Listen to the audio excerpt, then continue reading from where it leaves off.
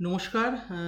আজকে যে বিষয়টা নিয়ে আলোচনা করব সেটি হচ্ছে যে ওয়েস্ট বেঙ্গল কলেজ সার্ভিস কমিশনের যে পরীক্ষায় যে মার্ক ডিস্ট্রিবিউশন আমরা দেখতে পাই সেই বিষয়টি আজকে আলোচনার মূল প্রেক্ষাপট। এই ভিডিওটি আমার West Bengal college service commission 2026-এর যে নোটিফিকেশানটি আপনারা রিসেন্টলি দেখেছেন, কলেজ সার্ভিস কমিশন 2026-এ সেই সংক্রান্ত এটি আমার দ্বিতীয় ভিডিও। আপনারা আজকের এই ভিডিও ফলো করলে আপনাদের মধ্যে সেই সম্যক ধারণাটি জন্মাবে যে কলেজ সার্ভিস কমিশন কিভাবে তাদের ইন্টারভিউয়ের মার্ক ডিস্ট্রিবিউশনটি তারা ফলো করছে। এর আগের ভিডিওতে আমি ওভারঅল একটি structure West Bengal college service কমিশনের ইন্টারভিউ নিয়ে করেছিলাম। তার প্রত্যেকটি প্রেক্ষাপট নিয়ে আমি বলেছিলাম ডিটেল ভিডিও আমি আনবো। তার প্রথম ডিটেল ভিডিও হচ্ছে এইটা, যার টপিক হচ্ছে মার্ক ডিস্ট্রিবিউশন। আপনারা দেখতে পাচ্ছেন প্রথমেই এই ভিডিওতে এটি অ্যাডভার্টাইজমেন্ট নাম্বার 1/2020, অর্থাৎ 2020 সালে যে অ্যাডভার্টাইজমেন্টটি বেরিয়েছিল কলেজ সার্ভিস কমিশনের সেটি সম্পর্কিত। এর পরবর্তীতে যতগুলোই ডাব্লিউবিসিএসসি হয়েছে বা ইদানিংকালে যে নোটিফিকেশনটিও বেরিয়েছে তাতে কিন্তু নতুন করে এই মার্ক ডিস্ট্রিবিউশনের কোনো রকম কিন্তু কোনো নোটিফিকেশনের সাথে এই মার্ক ডিস্ট্রিবিউশনটি আসেনি। সুতরাং ধরে নেওয়া যায় যে এইবারে যে কলেজ সার্ভিস কমিশন হবে সেটিও কিন্তু এই মার্ক ডিস্ট্রিবিউশনটি ফলো করবে। সুতরাং আপনারা প্রিপারেশান যখন নিচ্ছেন তখন এই মার্ক ডিস্ট্রিবিউশন অনুসারেই প্রিপারেশান নেবেন। এই মার্ক ডিস্ট্রিবিউশন প্রধানত 3টি ক্যাটাগরিতে বিভক্ত। প্রথমটি হচ্ছে অ্যাকাডেমিক রেকর্ডস, অর্থাৎ কিনা আপনার মাধ্যমিক পরীক্ষা থেকে আপনার সর্বোচ্চ ডিগ্রি অর্থাৎ পিএইচডি ডিগ্রি পর্যন্ত আপনি যা যা অর্জন করেছেন তার হিসাবে আপনাকে ইভ্যালুয়েশন করা হবে। কীরকম? এমপি অর্থাৎ মাধ্যমিক পরীক্ষা বা ইকুইভ্যালেন্ট, অনেকে সেটি আমাদের স্টেট গভর্নমেন্টের বোর্ড হতে পারে, সেটি সিবিএসসি বোর্ড হতে পারে, আইসিএসসি বোর্ড হতে পারে, তাই জন্য ইকুইভ্যালেন্ট কথাটি লেখা আছে। এর জন্য টোটাল স্কোর আছে 5। কিভাবে বিভক্ত হবে? ধরে নেওয়া যাক মাধ্যমিক পরীক্ষাটি টোটাল ছিল 500, আর কোনো পরীক্ষার্থী 500-র মধ্যে পেয়েছেন 400। এই 500 মার্কসটিকে 5-এর ইকুইভ্যালেন্টে আপনাকে দেখতে হবে, অর্থাৎ 2 শূন্য কেটে দিলে তাহলে বলে দেওয়া যায় যে মাধ্যমিক পরীক্ষাটি টোটাল মার্কস ছিল 5, আর সেক্ষেত্রে পরীক্ষার্থী পেয়েছেন 2 শূন্য কেটে দিলে 4, অর্থাৎ 500-র মধ্যে যদি পরীক্ষার্থী 400 পেয়ে থাকেন তাহলে এক্ষেত্রে তিনি মার্কস পাবেন হচ্ছে 4। এইরকমভাবে এইচএসের ক্ষেত্রেও স্কোর দেওয়া আছে 5। এরপর আসা যাক ইউজি আন্ডার গ্র্যাজুয়েট বা গ্র্যাজুয়েশন, যেখানে অনার্সের জন্য দেওয়া আছে 10, জেনারেলের জন্য দেওয়া আছে 5। এক্ষেত্রে অনেকে কনফিউজ হয়ে যান যে আমার যদি অনার্স থাকে, ধরে নিন আমার অনার্স জুলজি, যদি জুলজি অনার্স থাকে তাহলে কি বোটানি বা কেমিস্ট্রি যেটা জেনারেলি পাসে থাকে তার জন্যই 5 মার্কস দেওয়া হবে? সেটি কিন্তু নয়। ব্যাপারটা হচ্ছে বহু ক্ষেত্রে পরীক্ষার্থী যারা ইন্টারভিউ দেন তারা কিন্তু সবসময় এমন নয় যে গ্র্যাজুয়েশন ধরুন জুলজিতে করেছেন, মাস্টার্সও জুলজিতে করেছেন, এরকম সর্বক্ষেত্রে দেখা যায় না। এমন অনেক ক্ষেত্রে দেখা যায় গ্র্যাজুয়েশন করেছেন হয়তো জুলজিতে, কিন্তু মাস্টার্স করেছেন লাইফ সায়েন্সে, এরকম, বা উল্টোটাও লাইফ সায়েন্সে গ্র্যাজুয়েশন করেছে, বোটানিতে মাস্টার্স করেছে, এবং তারা বোটানির জন্য পরীক্ষার জন্য সে অ্যাপ্লাই করেছে। সেক্ষেত্রে ধরে নিন এমন একটি ক্যাটাগরি, একটি সিনারিও ধরে নিন একজন লাইফ সায়েন্সে তিনি গ্র্যাজুয়েশন করেছেন, লাইফ সায়েন্সে।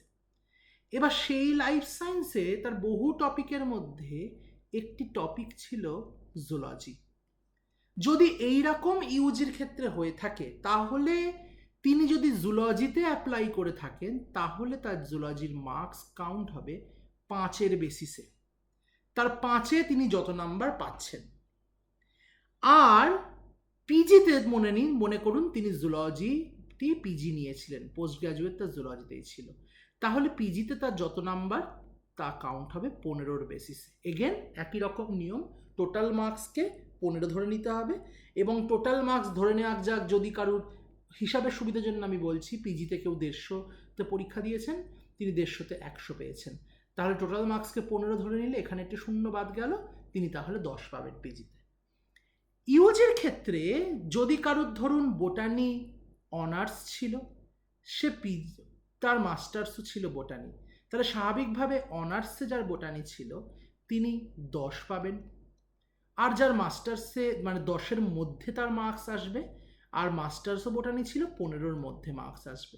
কিন্তু হয়তো বোটানি ছিল তার পাশে, ওয়ান অফ দ্য সাবজেক্ট ছিল বোটানি, কিন্তু গ্র্যাজুয়েশন বা ইউজি সাবজেক্ট তার বোটানিতে নয়, কিন্তু মাস্টার্স বোটানি, সেক্ষেত্রে তার ইউজিতে সেটি 10-এ কাউন্ট না হয়ে ইকুইভ্যালেন্ট টু জেনারেল অর্থাৎ 5-এ কাউন্ট হবে। এই জিনিসটি কিন্তু মাথায় রাখবেন। ইউজি পিজির কথা হয়ে গেল। এরপর আসা যাক নেট সেট। নেট অথবা সেট থাকলে আপনি 5 মার্কস পাবেন। এখানে কোনো মার্কসের ব্যাপার নেই, নেটে আপনি যত পার্সেন্টেজই পান না কেন, যদি আপনার কাট অফ ক্লিয়ার থাকে তাহলে আপনি 5 পাবেন। অনেক ক্ষেত্রে যদিও এই নোটিফিকেশানে এই ডিভিশনটি থাকে না, এগুলো কিছু কিছু ইন্টারনাল ডিসিশন সিএসসি নিয়ে থাকেন, যে নেট প্লাস জেআরএফ তাদের ধরে নেওয়া যাক 5 দিলেন, শুধুমাত্র নেট এলএস তাদের ধরে নেওয়া যাক 3 দিলেন। সেটা সম্পূর্ণ কিন্তু সিএসসির ব্যক্তিগত ডিসিশন, এইটি কিন্তু লেখা থাকে না। এটা অনেক ক্ষেত্রে সিএসসি নিজেদের মতো করে এই ডিসিশনটি কিন্তু নিয়ে থাকেন। এটা আমি আনঅফিসিয়ালি বলতে পারি, কারণ আমি অফিসিয়ালি এই কথাটি বলার কারেন্টলি কোনো রকম যোগ্যতা হোল্ড করি না, কারণ আমি সিএসসিতে কোনো রকম সরাসরিভাবে সিএসসির সাথে আমি যুক্ত নই। তাই জন্য এটি আমরা আনঅফিসিয়ালি বলতে পারি যে নেট প্লাস জেআরএফ যদি আপনার থাকে, আপনি ধরে রাখুন আপনি 5-এ 5 পাবেন। কিন্তু আপনার যদি নেট প্লাস এলএস থাকে, আপনি ধরে রাখুন আপনাকে 3-এর বেশি দেয়া হবে না। এটা ধরে নিয়ে এগোনোই ভালো। এমফিলের জন্য 5 ছিল, আর পিএইচডির জন্য 10 ছিল। সুতরাং এই মার্কসটি যার পিএইচডি থাকবে তার 10 পাবে, এমফিল তিনি 5 পাবে। এই পোর্শনটি শেষ হলো হচ্ছে অ্যাকাডেমিক রেকর্ডসের। এবার আসে হচ্ছে দ্বিতীয় ক্যাটাগরি, যেটা হচ্ছে assessment of domain knowledge, research, teaching skill, অর্থাৎ কিনা ডেমো প্রেজেন্টেশন মানে টিচিং স্কিল, ডোমেন নলেজ কিনা সেই ডেমোতে এবং আপনার স্পেশাল পেপার থেকে করা প্রশ্ন, এবং রিসার্চ অ্যাসেসমেন্ট, আপনি পিএইচডি সময় বা ডিউরিং ইয়োর মাস্টার্স কোন কোন রিসার্চের সঙ্গে যুক্ত ছিলেন। দেখুন রিসার্চ পাবলিকেশানে এনারা দিয়েছেন হচ্ছে 5, ম্যাক্সিমাম 5ই আপনি রিসার্চ পাবলিকেশানে পেতে পারবেন। কিরমভাবে রিসার্চ পাবলিকেশন ক্যালকুলেট হয়, পার পেপারে +1 করে কিন্তু আপনারা পাবেন। ডাজন্ট ম্যাটার যে পেপারটি অরিজিনাল আর্টিকেল না রিভিউ আর্টিকেল না বুক পাবলিকেশন, বুক চ্যাপ্টার পাবলিকেশন, যদি আপনার পেপারের ISSN, ISBN, DOI এর কোনোটি একটি থাকে, তাহলে কিন্তু আপনি তার জন্য 1 মার্ক পাবেন। অর্থাৎ আপনি যদি নেচার পাবলিকেশনও নিয়ে যান তাতেও আপনি 1 মার্ক পাবেন। আপনি যদি একটি রিজনাল লেভেলের কোনো একটি রিসার্চ আর্টিকেলেও আপনি পাবলিশ করেন তাহলেও কিন্তু +1 পাবেন। কিন্তু মাথায় রাখতে হবে যেখানেই পাবলিশ করছেন তাদের ISSN, ISBN বা DOI নাম্বার থাকতে হবে। আগে বলা হতো এই রিসার্চ পাবলিকেশনটি অ্যাটলিস্ট ইউজিসি কেয়ার লিস্ট বা ইউজিসি লিস্টেড হলে ভালো হয়। এখন যেহেতু রিসেন্ট টাইমে আপনারা খোঁজ নিয়ে জানবেন যে ইউজিসি কেয়ার লিস্ট কিন্তু উঠে গেছে, ইউজিসি কেয়ার লিস্ট উঠে গেছে এটা। সুতরাং যদি এটা ইনভ্যালিড হয়ে গিয়ে থাকে ইউজিসি কেয়ার লিস্ট, তাহলে আপনাকে খেয়াল করতে হবে আপনার পাবলিকেশনটি যেখানে আছে তার ISSN, ISBN অথবা DOI এর মধ্যে কোনোটি একটি আছে কিনা। থাকলে আপনার যতগুলো পাবলিকেশন তার জন্য আপনি 1 মার্ক করে পাবেন, হায়েস্ট 5 পেতে পারবেন। অর্থাৎ আপনার 10টা পাবলিকেশন থাকলেও আপনি কিন্তু 5ই পাবেন। এটা ছাড়া আসে হচ্ছে এক্সপেরিয়েন্স, টিচিং, পোস্ট ডক্টরাল। এই ক্ষেত্রে জেনারেলি ওনারা কি করে থাকেন, প্রতি বছরের হিসাবে যদি আপনার 1 বছরের আপনার টিচিং এক্সপেরিয়েন্স থাকে বা 1 বছর আপনি কোথাও পোস্টডক করে আসেন, তাহলে আপনি 1 মার্ক পাবেন। এইরকমভাবে ম্যাক্সিমাম আপনি 5 পর্যন্ত পেতে পারেন। এরপরে যেটি মেজর ইম্পর্টেন্ট, যেটা আমি একসাথে বলি, সেটা সবসময় আমি সমস্ত ভিডিওতেই বা যখনই কেউ আমাকে জিজ্ঞাসা করেছেন আমি সবসময় বলি, এটা একটু অন্য কালার দিয়ে আমি বোঝানোর চেষ্টা করি। সেটা হচ্ছে এরপরে আসে হচ্ছে 40 মার্ক, সবচেয়ে ভাইটাল ডোমেন নলেজ, যেটা আপনি পড়াবেন সেখান থেকে যে প্রশ্নটি আসবে, বা আপনার স্পেশাল পেপার থেকে যে প্রশ্ন আসবে। টিচিং স্কিল, অর্থাৎ আপনি কেমনভাবে বোর্ডে ওয়ার্ক করে পড়িয়েছেন, ডেমো প্রেজেন্টেশন করেছেন, এবং ওভারঅল ইন্টারভিউয়ের জন্য পারফরমেন্স 20, অর্থাৎ এই 10, 10 প্লাস 20, এই টোটাল 40। ম্যাক্সিমাম ক্ষেত্রে অনেকে মনে করেন আমার তো পিএইচডি নেই, আমি 10 মার্কস তাহলে পাবো না, বা আমার নেট জেআরএফ নেই, নেট এলএস আছে, বা আমার পিজিতে অতটা ভালো মার্কস নেই, তাহলে আমি সেই মার্কগুলো পাবো না, অনেকে আমার থেকে অনেক আগে এগিয়ে যাবেন এবং আমি সেক্ষেত্রে পিছিয়ে থাকবো। সেটা কিন্তু নয়। আসল খেলা কিন্তু এই 40 মার্কসেই হয়।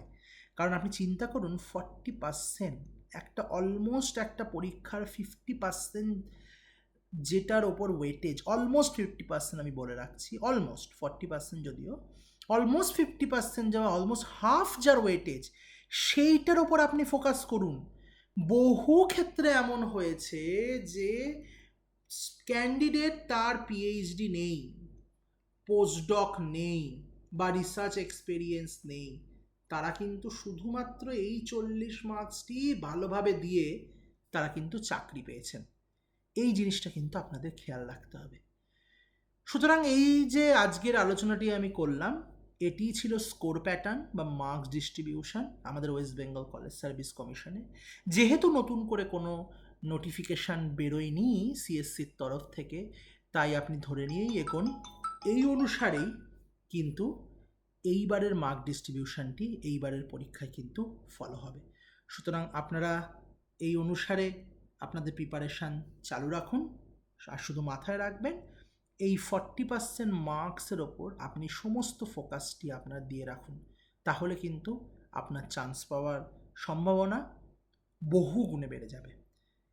এটি আমার ডিটেল ভিডিও সিরিজের ফার্স্ট ভিডিও, এবং WBCSC সিরিজের এটাই আমার সেকেন্ড ভিডিও।